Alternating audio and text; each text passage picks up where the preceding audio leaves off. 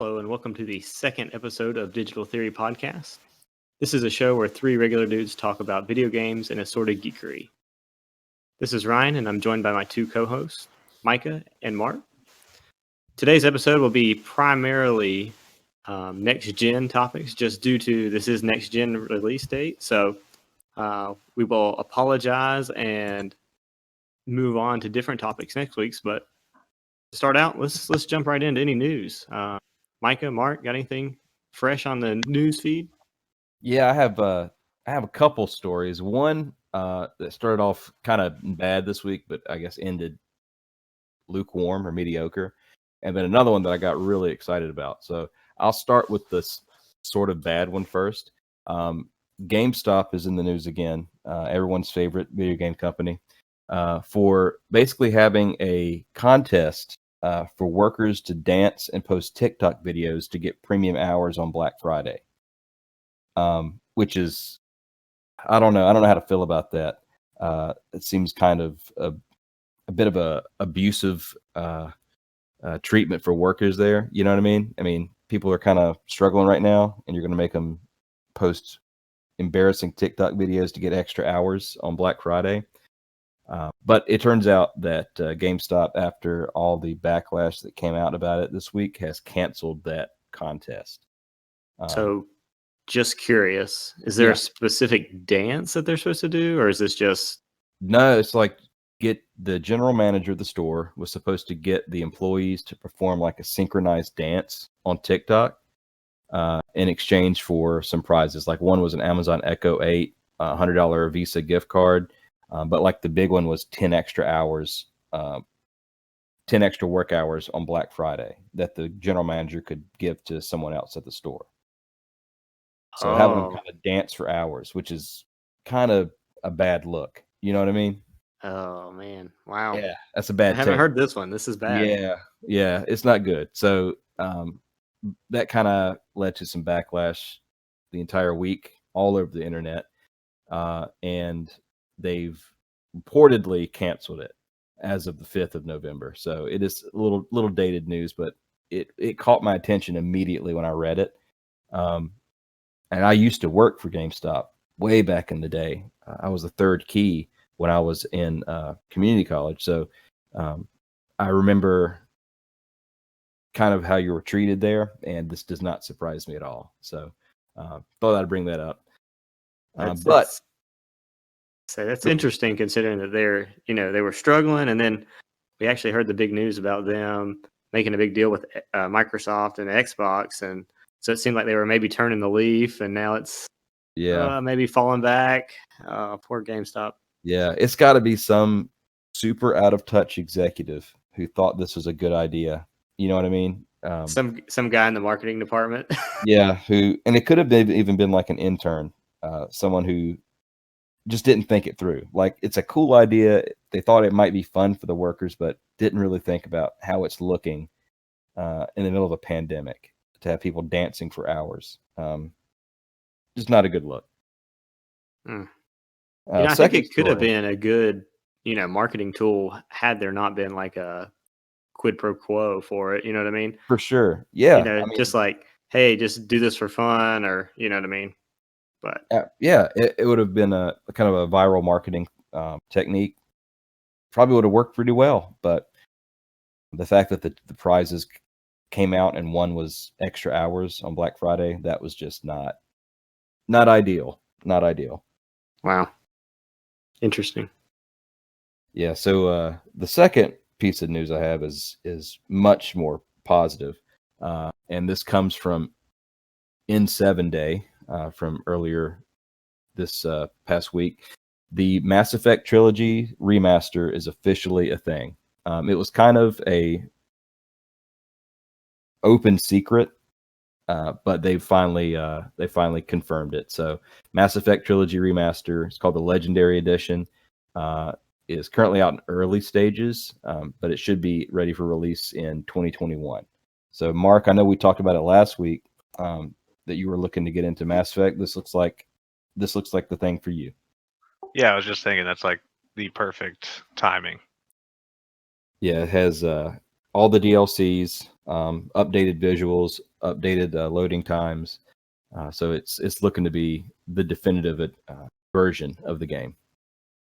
That's awesome. I'll definitely be picking that up. I feel like I've missed out on that trilogy too long now.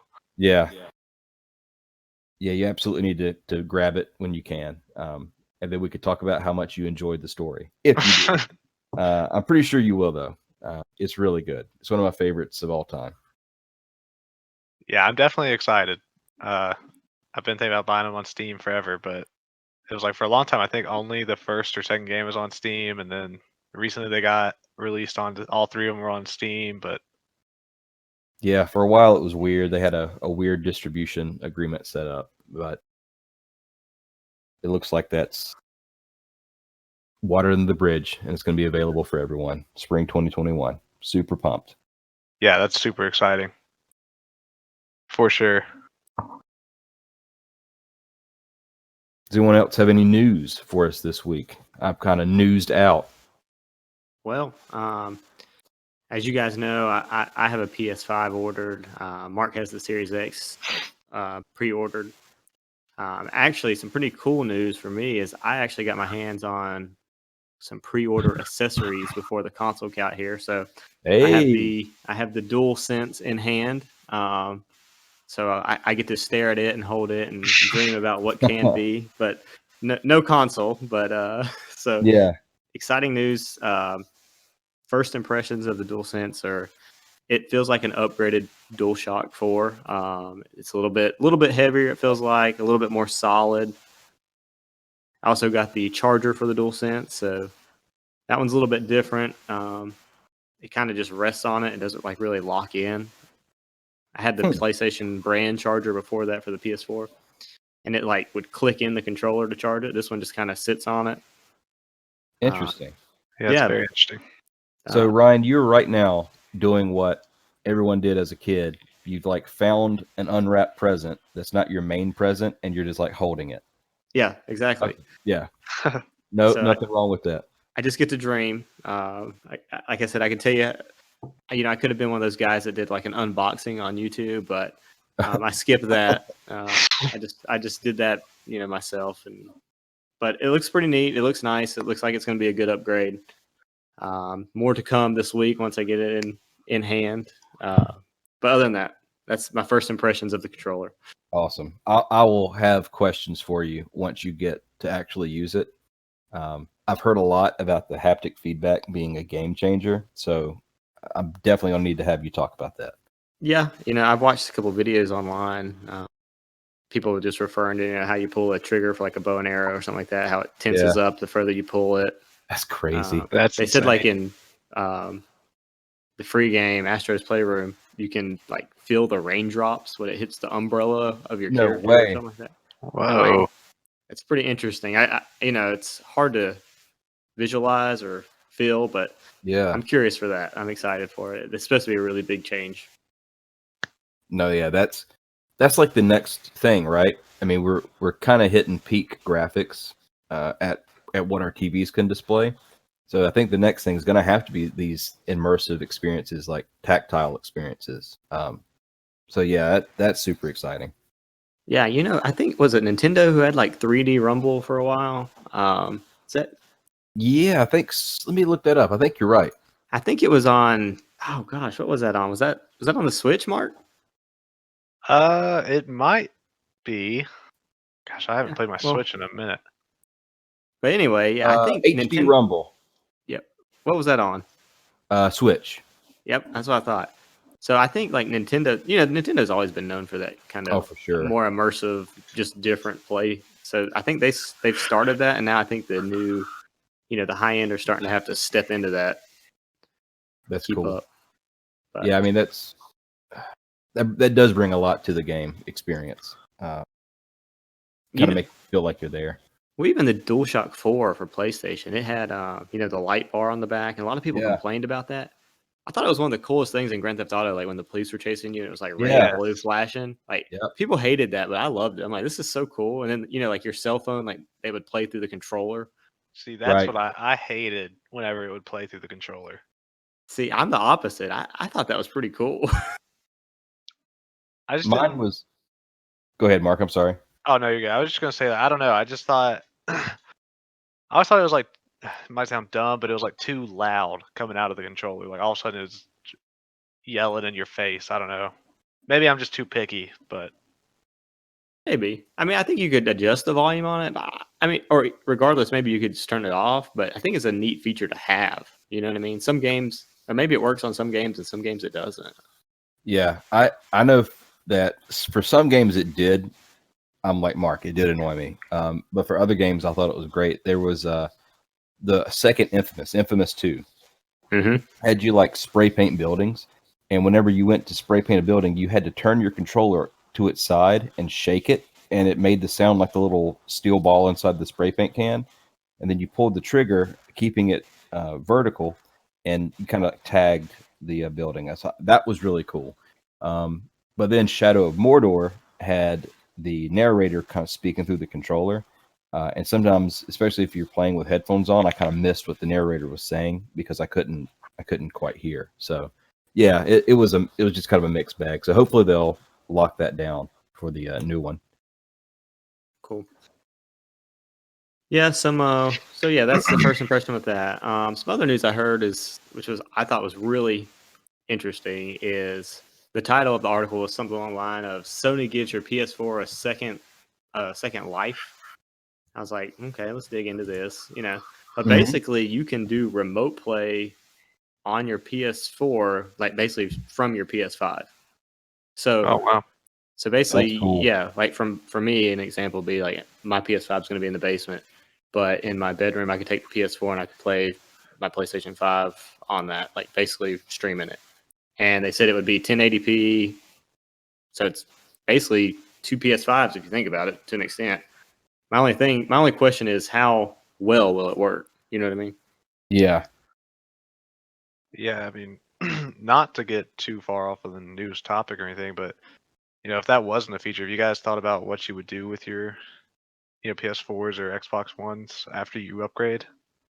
I'm trying to sell it, but man, the market's just flooded right now. So I don't know how much I would even get for it.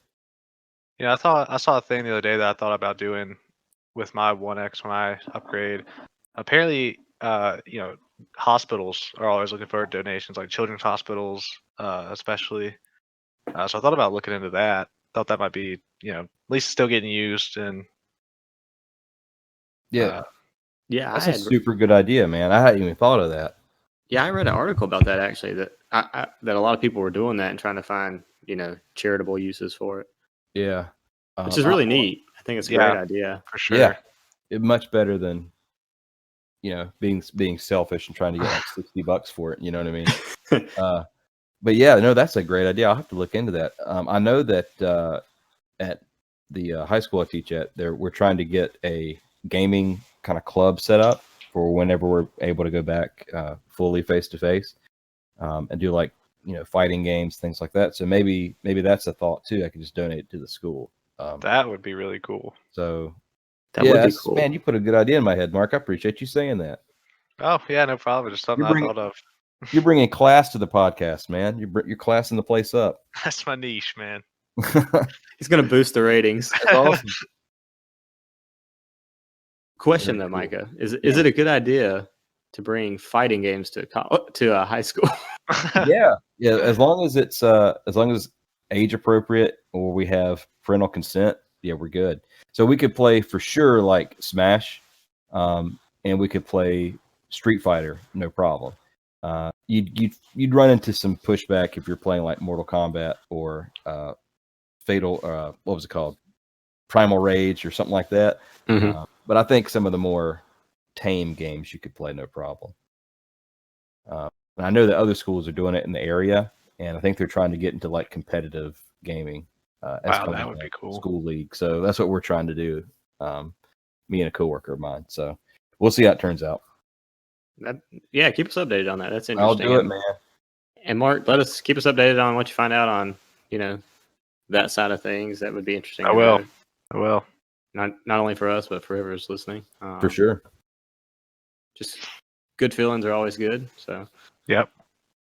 But I think initially I'm probably just going to hang on to mine until I figure out, how the PS5 is working and what works, what doesn't work. Sony says that so much stuff is backwards compatible, but time will tell.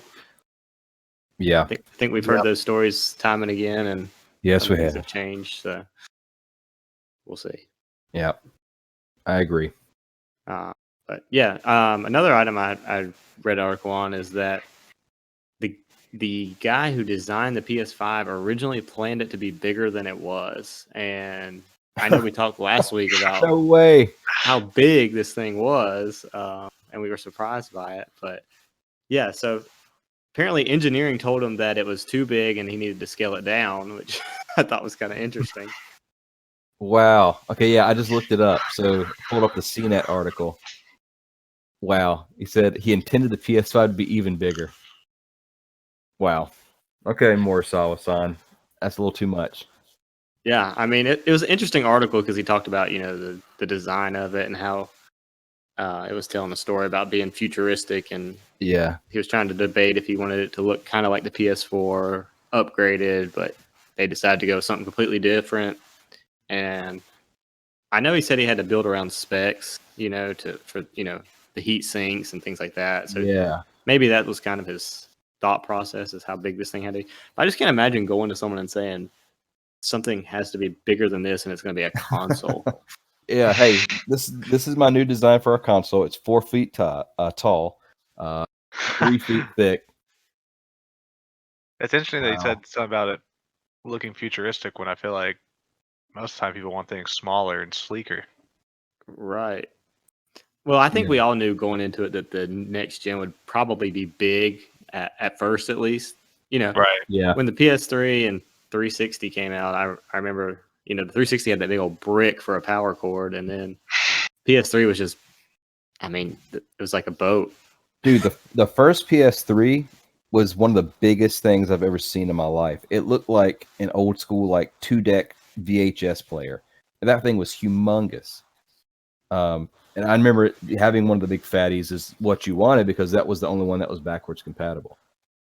Yep. So, But yeah, I thought it was interesting.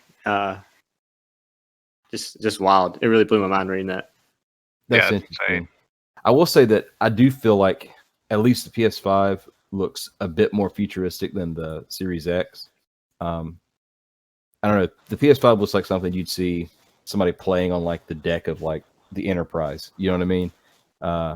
But I like I said last week, I like the designs equally. Yeah, I agree with you. The more I look at them both, I like both of them. I feel like the Series X is just kind of sleek. It kind of looks like a PC, in my opinion, from a distance. Yeah. Just like a tower. Yep. But it's clean. It's got clean lines. I like the mesh look on the top for the the heat. Mm-hmm. But then the PS5 is just wild looking. It's just futuristic. It looks like a spaceship. It does. So, And just I'm two- glad that they did that too. I think everybody got tired of just having rectangles. Yeah. Yeah, PS4 is kind of. I've got the slim version now. It's just kind of. It's kind of boring. Just to be honest, it's just not much to it. Just a little box. So, but I like the blue LED lights as well. That's a nice little touch to it.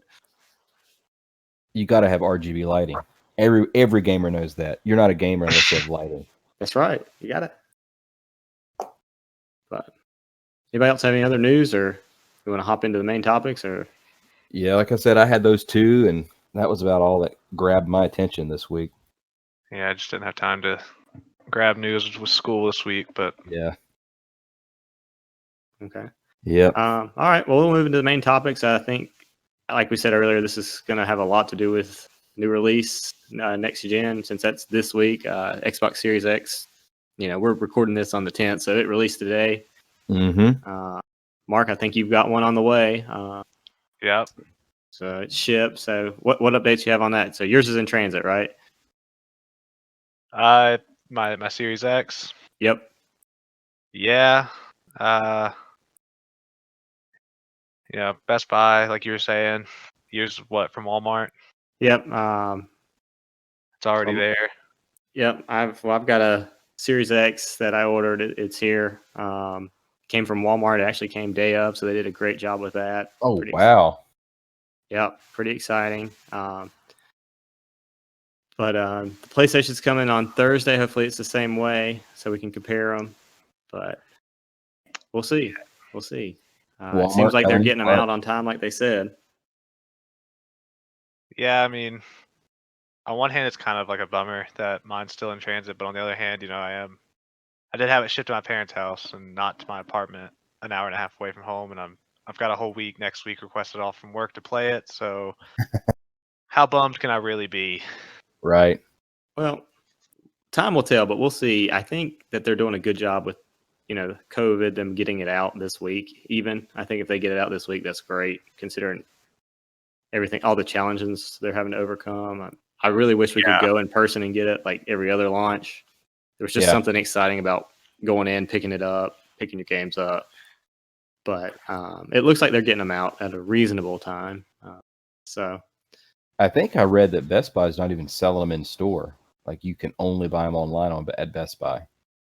well, I heard Sony announced that PlayStation was going to be online only. Interesting. Just to try and avoid crowds and gatherings. I haven't heard about Xbox. Maybe that's just like a Best Buy call. Yeah, I think it is. Because I think, according to the news today, GameStop had some like in the stores, but very limited. That's what I I don't know what heard. that means by like one or two. You know what I mean? But I did hear that today. Yeah, I mean, I can understand that with the situation we're in now. Right. Just of trying to avoid that many people. If anyone's ever been to a launch, you know how crazy it is. People camping out and With lines. questionable hygiene. Absolutely. So yeah, avoid it. Yeah. So I think it's the right way. But that's all the updates I have from my side. So we can move on to talking about the next section, what we've been getting into, what we've been playing.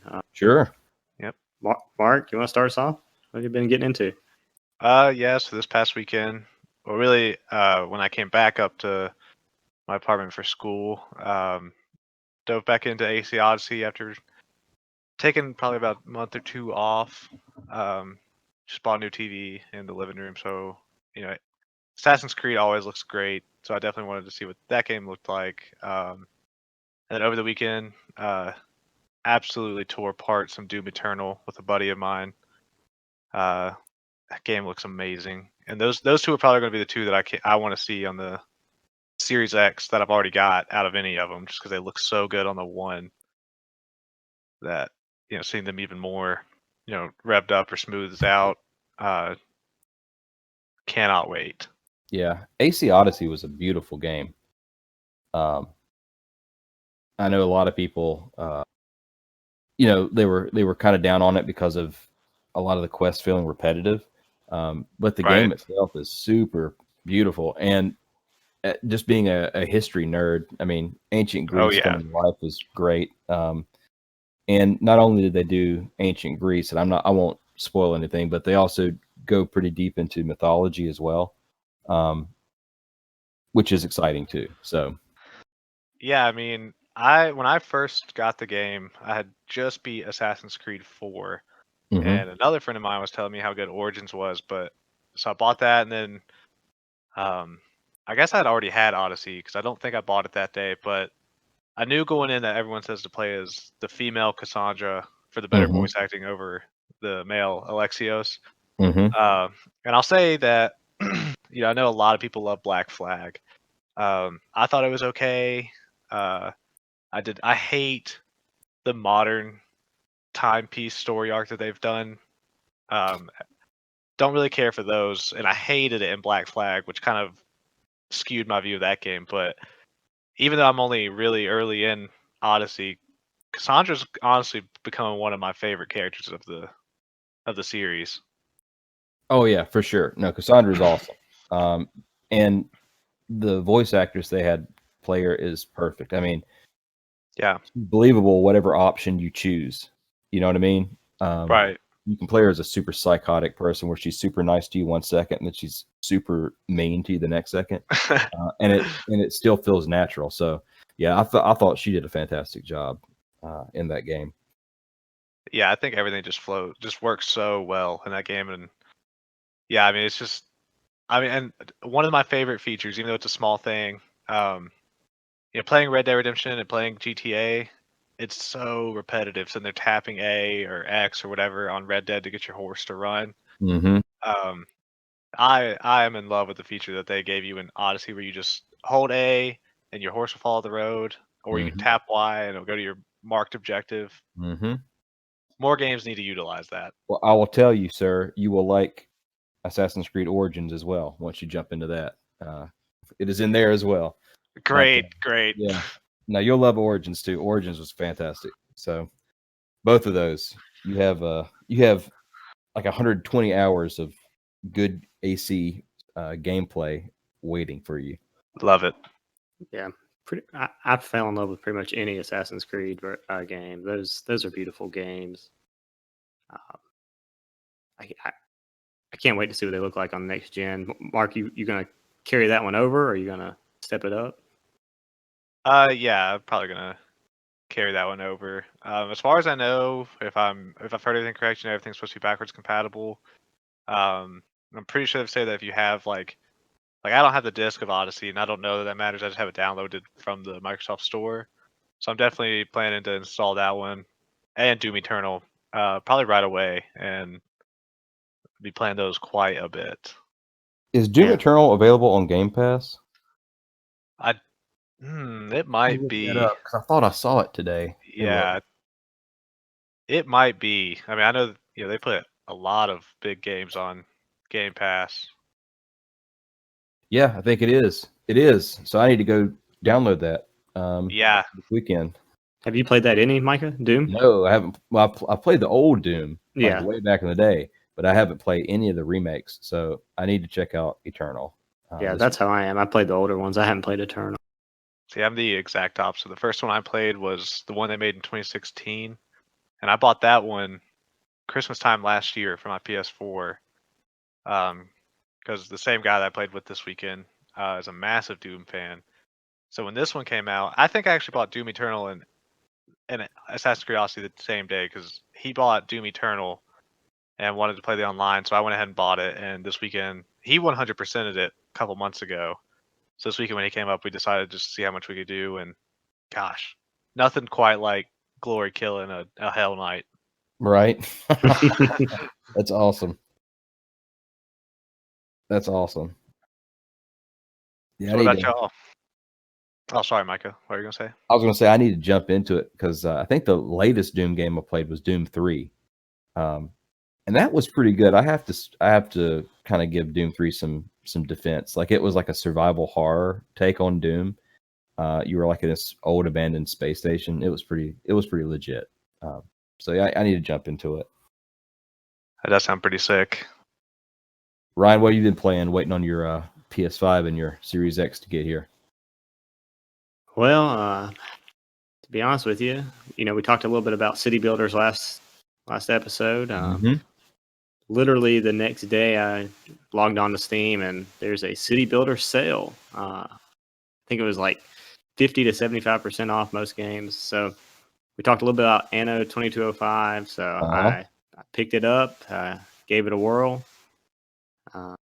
I've just played basically little demos on it beforehand. So picked up the full version and actually the DLC too, because it was so cheap. I think I paid like $12 for every DLC and the game. Wow. So that, I know you said you played it, Micah. Have you played it anymore? I've not played any of the Anno games. Okay, so this is my first real experience with the Anno games. I'm not sure yet. Maybe, Micah, you can roll with this a little bit, but it's a completely different take on city building. I felt like it takes a while to learn the system because you're not just building like one area. Right. So like, for instance, like city skylines or something like that, you're building like a city and like you can see your whole world basically. This one you have like different sectors and you have to like transport from area to area and you're trying to manage them all. So it's a lot to learn at first. I don't know. Yeah. Does it get any easier, Micah? Or am I?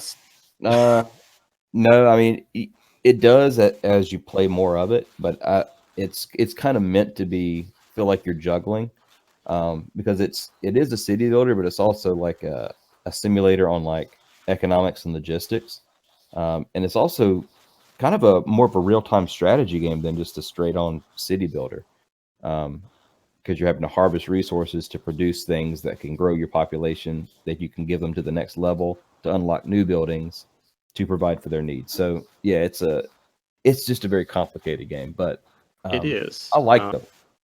Yeah. Well, what I realized is I was expecting a city builder, but you actually make real time decisions for like going to war. You don't just like make the decision to go to war. You actually fight the war too, and fight the battles. So far, so that's different. But I'm learning it, learning the mechanics, trying to figure it all out. So I don't have a lot of hours in it yet, so still digging into it. But let you know what I think about that in the future. But that's what I've got into at the beginning. Another thing is, going to next gen, I wanted to get one sports game and then, obviously pick up a couple like an FPS, maybe an RPG. So currently there's a lot of sales going on for EA Sports games, and you know how I feel about those. So basically what they have is a sale for $30. You could get FIFA 21 and it would upgrade to PS5 for free. Oh, that's not bad. So I'm like, okay, I can throw $30 to get next gen sports. Yeah. So I've actually spent quite a bit of time playing FIFA 21. And if anyone listening has played FIFA 20 and my knowledge is a little bit off, forgive me, because I buy every other year because I can't justify it. So I'm going from FIFA 19 to FIFA 21. And the gameplay is really nice, actually. I feel like it's very smooth. The controls are classic, but they feel like it's a good pace of game. But I've already found a bunch of bugs. Really? I don't. No. I don't do a lot of the career or the ultimate team because I'm not a fan of microtransactions. But I do I do a lot of career mode. And one thing I've noticed off the bat, this is really odd, and if I found it this early, I don't know why it hasn't been fixed yet. But this is on PS4.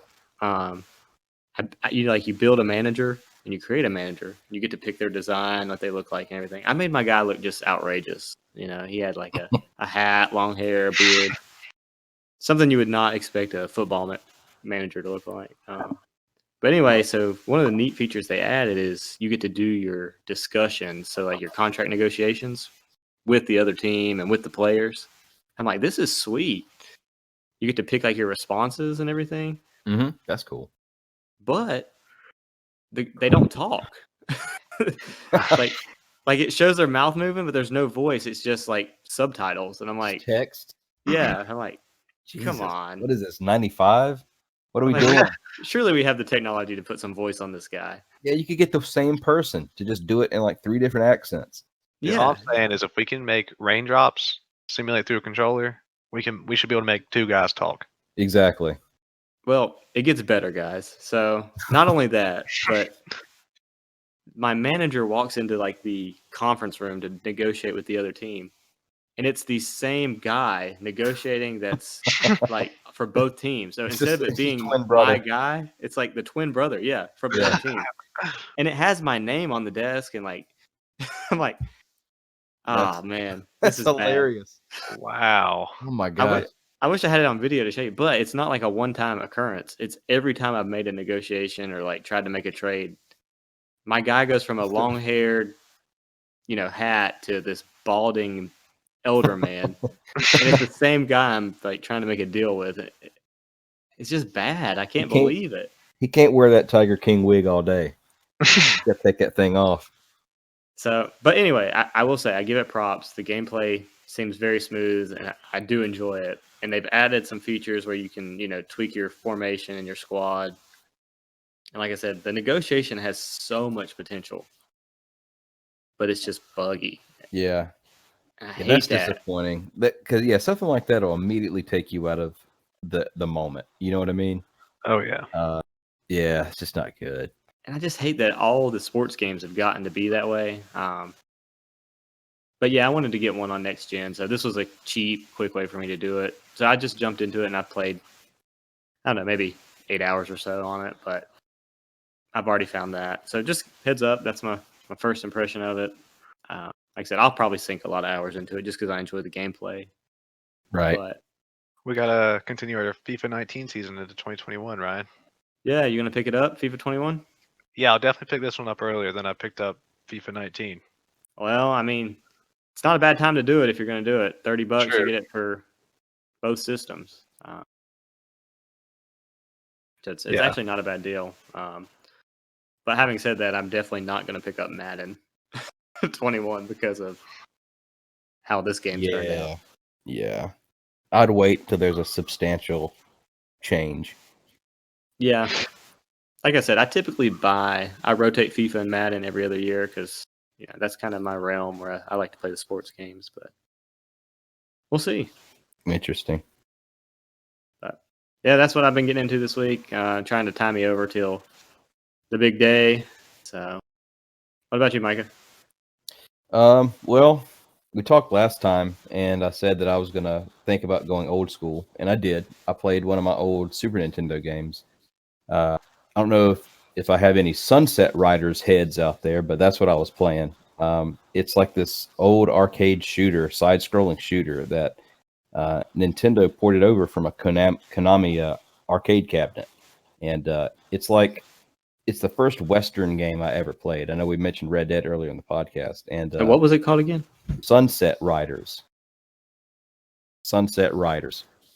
You chose like one of 4 characters, and it was like this crazy manic side-scrolling shooter where you were after bounties of really terrible, like Old West stereotypes. You know what I mean? Like it's not a game that would be made today.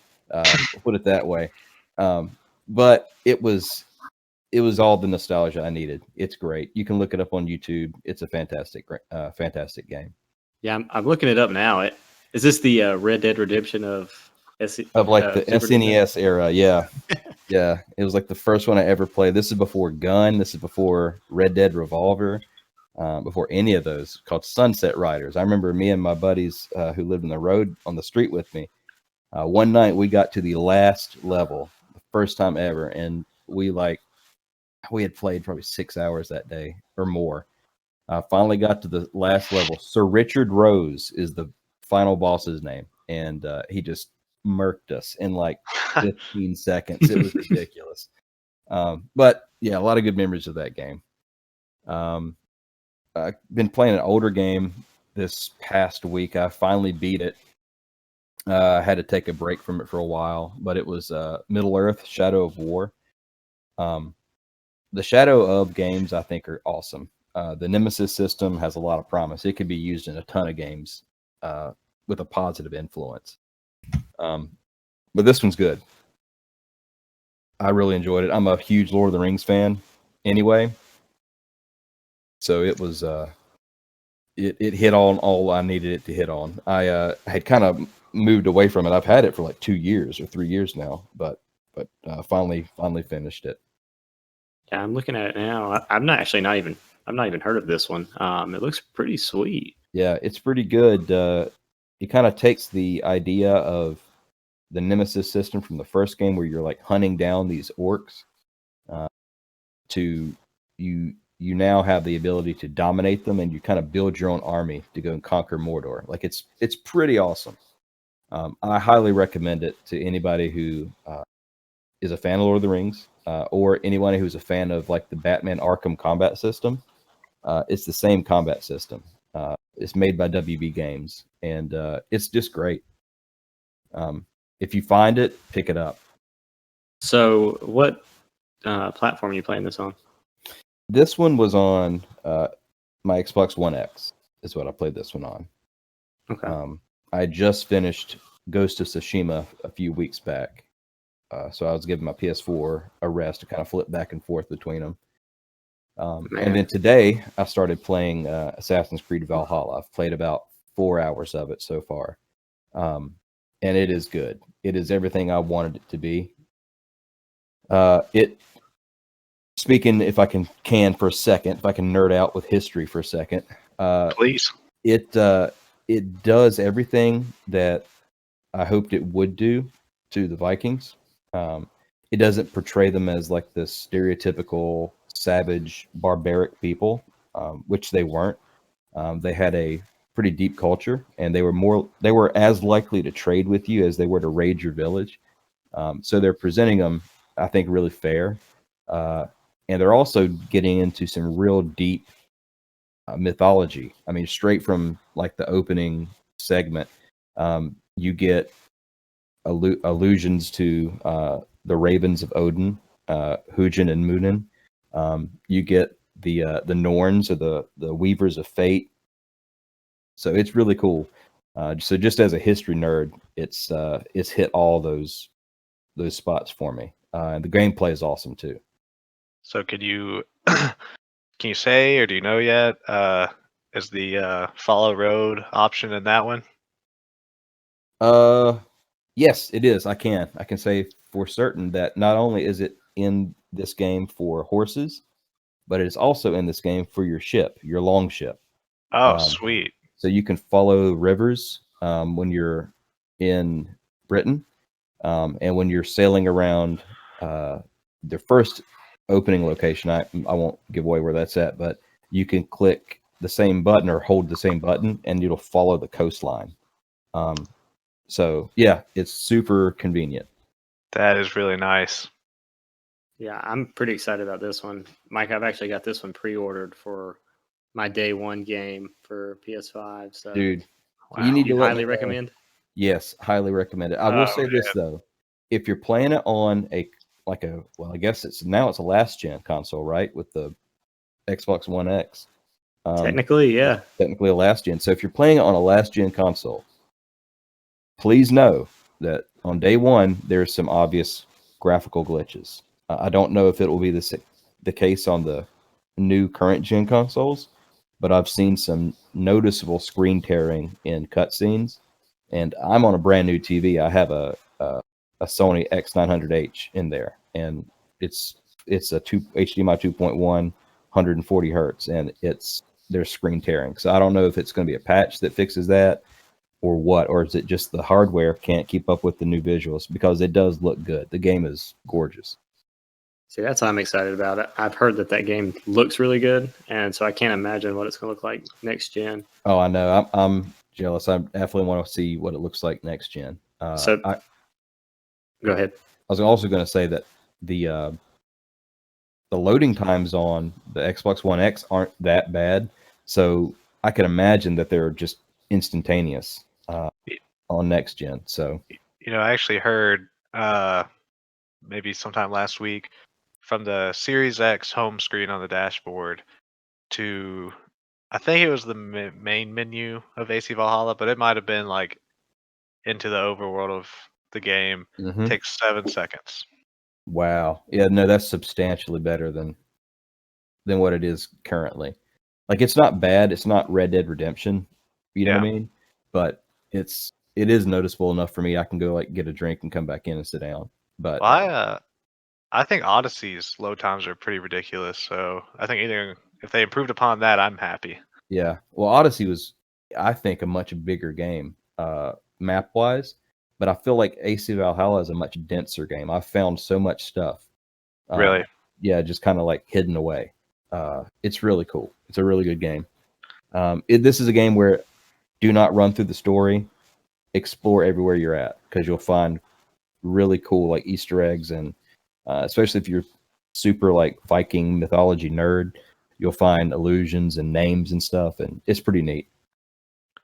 So even though you said you've only played it for about 4 hours, do you have an idea of how much you like the protagonist of this game versus past games, or don't like? So, I've played just one of the two, like one of the two gender options. So far, the one that I did the middle option, where the Animus quote unquote picks for you. So it just kind of like randomly generates if you're going to be a guy or a girl for that mission or segment. and I've only been able to play as the guy. It hasn't switched to the girl yet, but the guy, I like him a lot. I like him much better than Alexios. I haven't spent enough time with him to see if he's up there with Cassandra yet or not, but he is. Yeah, the voice actor for the guy has got it. Like he's got this real quiet, like menace to his voice, if that makes sense. Like he's a real quiet guy, but you could tell that he would just kill you. And it's kind of the role he's playing. I liked him a lot better than Connor as well for AC3. I think the characters are similar. He's got like this similar like revenge path, but unlike Connor, the new guy, Eivor is likable. Right. So, speaking of the different protagonists and the games and everything, the guy in Origins, did you like him? Bayek is awesome. He's one of my top of all time. That's what I've heard. I've heard a lot of people say he's second only to Ezio. Yep, that's my opinion. Bayek is second to Ezio. Ezio is perfect. Oh, hands down. But I will say, what I've played of Eivor so far, he's up there. He's in the running. Really? Yeah. Wow. Yep. And it's just been 4 hours, but yeah, that's some high praise. Super likable. Yeah. Yeah. Yeah. To quote the oft quoted Nick Cage, that's high praise.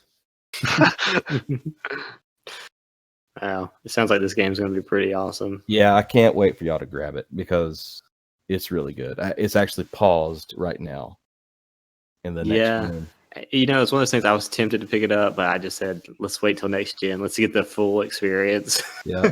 Well, see, the cool thing about this, and again, I'm not going to spoil anything about the game that just came out today, but you have paths that you can pick when you're leveling up your character. So if you go down one path, you could go through the whole playthrough with those skills, and you could have a completely different game experience if you play through it with another path. Just skills. That sounds cool.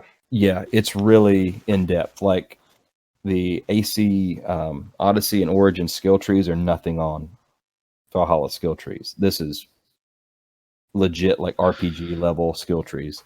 Sweet. Well, it sounds like I may have made the right decision pre-ordering that one because I wanted to kind of talk about one other thing so one of the games I was debating pre-ordering was Demon Souls. Yeah. So I was debating between Valhalla and Demon Souls because money is limited. Oh yeah. But did you guys play the original one of Demon Souls? Yep. I played a little bit. Yeah. I had a love-hate relationship with that game. Do tell. It. So I would. This is back when I was in college at Appalachian, and we had a Blockbuster video that was still open. Wait, what's that? We had a Blockbuster video still open in Boone. It was awesome. And they were on their last leg at that time. And they had this membership where you could pay I think it was $12 a month, and you had unlimited game rentals. Okay. So you could come in and you could have one game out at a time, no charge with this membership. So I would go in, and my apartment was right behind it, 45 seconds. So I would just go in whenever I had free time, and I would switch out games, and I played a ton of games that way. But I probably went back in and traded out Demon Souls 20 some times because I'd get so angry. I would just be like, screw this. I'm never playing this game again. I would just take it back and tell that guy, look, just throw this thing away. And then I would be back literally within the next week to pick it up because I couldn't stand that it had got to me. And I did make progress, but I never did beat it. Yeah, I didn't play that one as much as I played Dark Souls, which is along the same lines. Right. But yeah, I think it's cool that they re-released Demon Souls for the PS5. And I know I heard people talk about wanting a re-release, even during when around the time Bloodborne came out. I know the game I think it has like somewhat of a cult following compared to Dark Souls, which Mhm. has a little bit more mainstream success. So I'm holding off on the PS5 until they release Ghost of Tsushima as a PS5 release. But I'll probably end up with Demon Souls once I do get the PS5. Yeah. Yeah, Yeah, I probably will grab it at some point as well. Now, Ghost of Tsushima, I definitely want to grab that one. I'm really I'm hoping gonna they're tell you gonna what, what say that that game again, you Micah? could play. You could play that game now. I'm telling you, you could play that game now and still be blown away with how good they made that world look. I know Uh, I've heard so many good stories about It's this game. amazing. It is amazing what they did with the PS4. Well, what I heard is whenever they released that game, they did not expect the outcome that it brought. They're very surprised with the turnout of sales that they had and the right. reviews on that. I Well, really so don't think they knew what they had.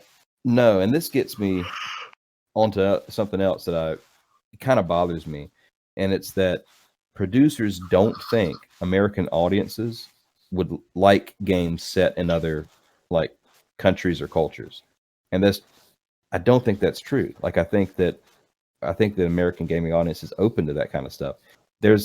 I know I mentioned the Yakuza series last week, but there's a game from the Yakuza series that's set in the fall of the shogunate in Japan. So it's like set at the end of the samurai era.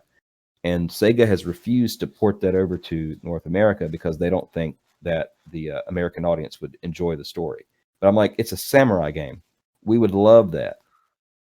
Yeah, that's what I don't get. Is like I don't know about y'all, but I've always thought a game set in feudal Japan would be freaking awesome. Mhm. And Ghost of Tsushima has proved that. Yep.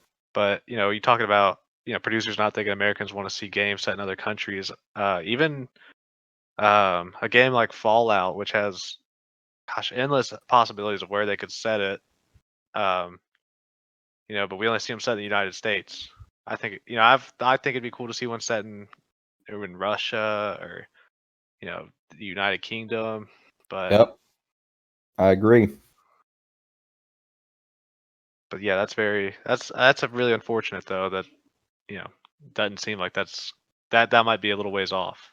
Right. I'm hoping Tsushima kind of changes people's minds about that. Right. Because, yeah, they had a mega hit on their hands and they just didn't even know it. So, do you know? Are they going to make that one next gen, or is it just going to be like a backwards compatible deal? Do you guys know? I could find out. Give me 1 second. I Just would curious. expect them. I mean, just I haven't looked anything up or anything, but I would expect just with the success it had at the end of the PS4's life that they would port it over. I kind of hope so because at this point, since we're going to get our hands on the new consoles, if I'm going to buy a new game, I would prefer it to go ahead and be on that. Yeah, so right now, Sucker Punch confirmed that Ghost of Tsushima will be playable on PS5 on day one via backwards compatibility, and the PS5's Game Boost will allow for the game to reach frame rates of up to 60 frames per second. Sweet. Yeah, so that works. It's legit. And Very I think they've already said that that it's become one of their new like stable IPs. So I look for a future Ghost of Tsushima game as well. That They've would only be covered sick. the first Mongol invasion. There was a second one. So see if we go there. I'm sure with the success it has, why wouldn't they? Mhm. They'd be dumb not to. Yeah, for sure.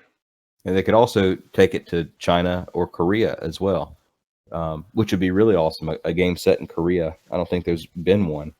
That would be cool. That would definitely be interesting. Yeah, the Koryo Dynasty and the kind of the little independent kingdoms of Korea. That would be awesome.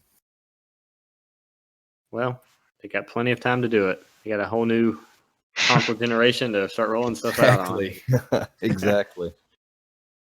I think the good thing now is they can start to step away from having so many platforms to release at once. Because I think with this whole Cyberpunk delay, that was a big issue. Is trying to release on so many platforms. Yeah. Yeah, they're gonna have to. They're gonna have to stop supporting these, the last gen consoles at some point. And I think sometimes the sooner the better, just so they can actually start getting to the potential of the new consoles.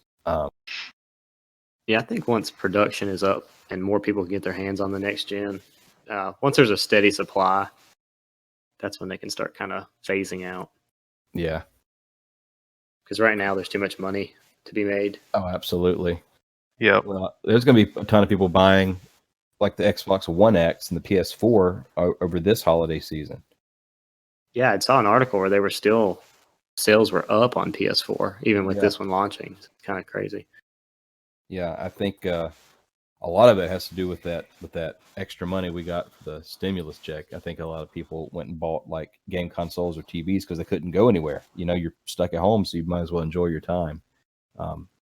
So I'd like to see what impact that has on this holiday sales, if any. Yep. I think maybe not to the enjoyment of someone receiving the present, or especially a kid who's asked for Series X, but I can also see, I've heard people talk about it, parents thinking they're getting the next gen console Yep. by buying the One X, just the enhanced version of the now past gen console. Mm. So I wonder if that will skew any sales or any of those statistics. I can see that happening. The names are super similar. Yep. Yeah, there was actually a couple articles that said that when the pre-orders released, Amazon had sales of the old, the last gen up. I think it was something ridiculous. I can't remember the percentage. It was like 200 or 400%. Whoa. And then I've also heard that some of the retailers shipped out the wrong item. I read that today. Somebody on like a message board was like, I pre-ordered a Series X, weeks ago, and a One X arrived today. I would be livid. Oh, I'd be so mad. But hindsight, it's like, why did they name it so similar? You know what I mean? I don't know, man. Microsoft's got the weirdest naming conventions of all time. I just don't get it. Yeah, I mean, we're never going to name it the Xbox 2. We'll call it the 360. Did you see the games for the Series X as well? Yeah, they look the same. They look the same, and they have because one's backwards compatible. Right. It's super confusing because they're the same color. They have the same titles. It's like, oh man, they've made this really hard for especially like parents or someone shopping for a kid for Christmas. Yeah. Like a grandparent say, I want this game, and they don't know. They're just going to go in and say, I want this game. So you think they would have just done something different to make sure? I don't know. It's these corporate suits, man. You think one thing and it makes sense, but they'll never do what makes sense. Nope. But here we are on a podcast talking about them, and while they're making the big bucks. So yeah, I mean, hey, look, they give us good content. So exactly. Look, I'm gonna tell you something. They don't know nothing about digital theory yet. Okay, we're just coming up. Yep. All right. Well, I think we're running close on time for today's episode. If no one has anything else, we'll kind of wrap it up. I know next episode we'll be talking a lot of hands-on with our next-gen consoles as they get here this week. Next generation games. Micah, I guess we'll just let you know how it is. Listen, I'll have a ton of questions. I'll just let you know now. It's gonna be like 60 minutes with Dan Rather in here. Okay. Yep. Well, maybe this next episode will go a little bit longer. You'll have so many questions. We'll have so much to talk about. It might. First special edition episode of Digital Theory. Special edition here on 2020. Yes. I can't say that. We can't afford that. So No, yeah, edit that out. We'll cut that out. Yeah. Well, fellas, it's been a good recording. It looks like Craig's hung in there for us the whole time today. So here, give it up for Craig. I have to come up with a new title. Yeah, Craig has secured it. Coming in clutch. Locked it down, man. All right, guys. Well, have a good week, and we'll get back into it next week. Yep. See ya. See ya. See ya.